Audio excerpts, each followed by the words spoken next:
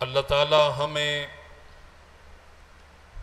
اہل بیت کرام سے اور صحابہ کرام سے سچی محبت عطا فرمائے، کیونکہ اہل بیت کی محبت اور صحابہ کرام کی محبت ہمارے ایمان کی بنیاد ہے۔ اگر ان دونوں حضرات کی محبت ہمارے سینے کے اندر نہیں ہوگی تو ہمارا ایمان اکمل اور کامل نہیں کہلا سکتا۔ اس لیے الحمدللہ اعلی حضرت امام اہل سنت مجدد دین و ملت مولانا الشاہ احمد رضا خان محدث بریلی رحمۃ اللہ علیہ کی جو تعلیمات ہیں، آپ کی تعلیمات کے مطابق ہم افکار رضا کو عام کرتے ہیں، کیونکہ اعلیٰ حضرت امام اہل سنت کی جو تعلیمات ہیں وہ خالصتاً قرآن اور حدیث پر مبنی ہے، اور جب آپ قرآن و سنت کا دامن تھام کر کے اپنی زندگیوں کو اسلامی سانچے میں ڈھال کر کے حسین اور جمیل بناؤ گے، اللہ دنیا میں بھی کامیابی عطا فرمائے گا اور آخرت میں بھی کامیابی عطا فرمائے گا۔ آئیے کلام الرحمن کی آیت جو آپ کے سامنے تلاوت کی ہے، پہلے اس کا ترجمہ اور اس قرآنی آیت کا شان نزول آپ کی سماعت کی نظر کرتے ہوئے اپنی گفتگو کو آگے لے کر کے چلوں گا۔ اللہ رب العالمین نے ارشاد فرمایا، قُلْ لَا أَسْأَلُكُمْ عَلَيْهِ أَجْرًا إِلَّا الْمَوَدَّةَ فِي الْقُرْبَى۔ پیارے حبیب فرما دیجئے، میں تبلیغ رسالت کے حوالے سے، میں تبلیغ دین کے حوالے سے کوئی اجر طلب نہیں کرتا، ہاں اگرچہ مجھے کچھ دینا چاہتے ہو تو وہ میری اہل بیت سے محبت کرو۔ مفتی نعیم الدین مراد آبادی رحمۃ اللہ علیہ خزائن العرفان کے اندر اس آیت بینات کا شان نزول بیان کرتے ہیں۔ حضرت عبداللہ ابن عباس رضی اللہ تعالی عنہ کے حوالے سے آپ فرماتے ہیں کہ انصاری صحابہ کرام نے جب نبی کریم صلی اللہ علیہ وسلم کے دین مبین کے کام کو دیکھا اور حضور کے دین مبین کے کام کو دیکھ کر، واعظ و نصیحت کے کام کو دیکھ کر، تبلیغ رسالت کے حوالے سے حضور کے کام کو دیکھ کر صحابہ کرام نے آپس میں ایک باہمی مشاورت کی۔ میرے دوستوں، عزیزوں، نوجوان ساتھیوں، صحابہ کرام نے مشاورت یہ کی کہ آقا کریم علیہ السلام دن رات دین اسلام کے کام کے اندر مصروف رہتے ہیں، ہمیں آپس میں کچھ ہدیہ، آپس میں کچھ نذرانہ جمع کر کے آقا کریم علیہ السلام کی بارگاہ میں بطور ہدیہ پیش کرنا چاہیے۔ صحابہ کرام نے اس پر اتفاق کر لیا اور کچھ نذرانہ، کچھ ہدیہ جمع کیا، اور جمع کرنے کے بعد انصاری صحابہ کرام وہ نذرانہ لے کر کے دربار رسالت مآب صلی اللہ علیہ وسلم میں حاضر ہو گئے۔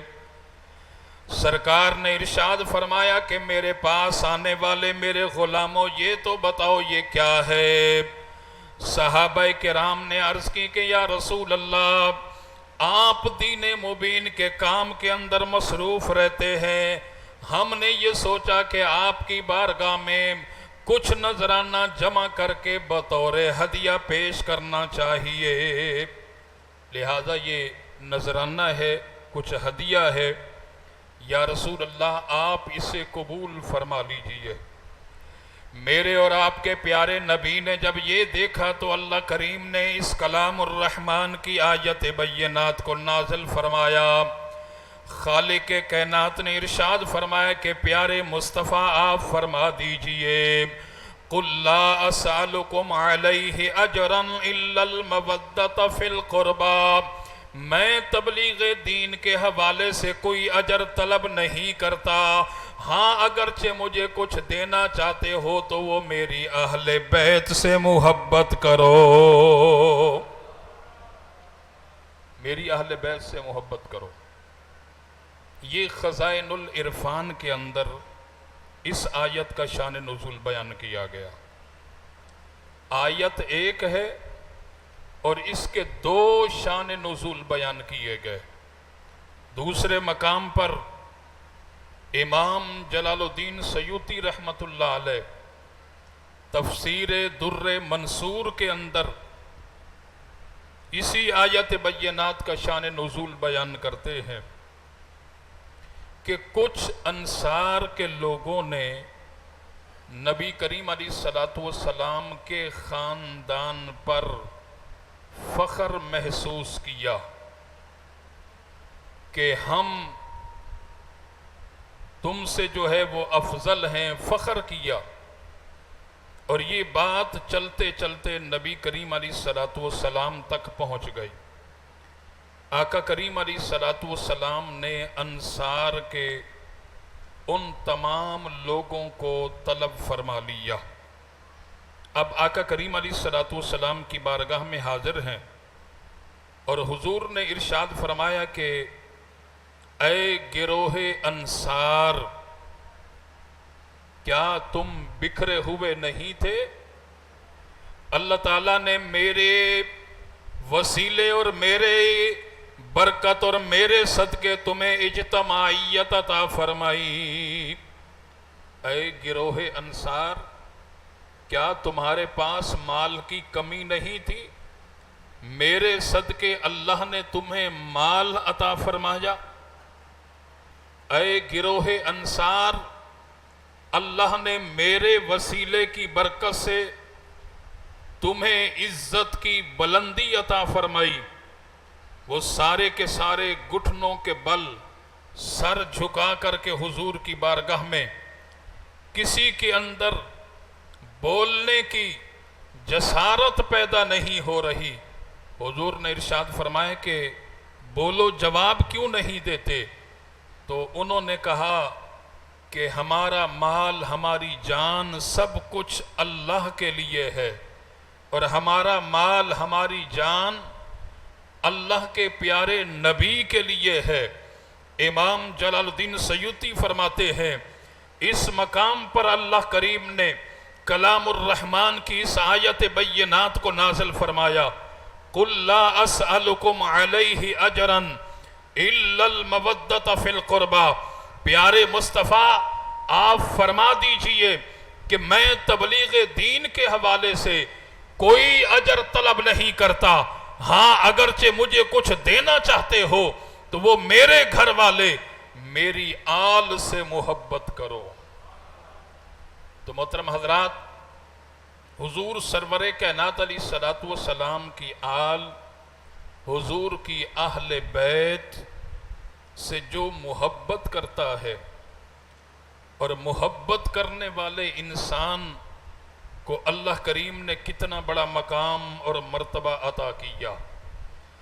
چنانچہ میرے دوستو، عزیزو، نوجوان ساتھیو، نبی کریم علیہ السلام نے ارشاد فرمایا جو میری اہل بیت سے محبت کرے، اللہ کریم اسے لمبی اور طویل عمر عطا فرمائے گا۔ قیامت کے دن جب وہ آئے گا تو سفیدی سے اس کا چہرہ چمک رہا ہوگا۔ یہ اہل بیت کی محبت کی برکت ہے کہ عمر بھی لمبی ہو جائے گی اور قیامت کے روز اس کا چہرہ سفیدی سے چمک رہا ہوگا۔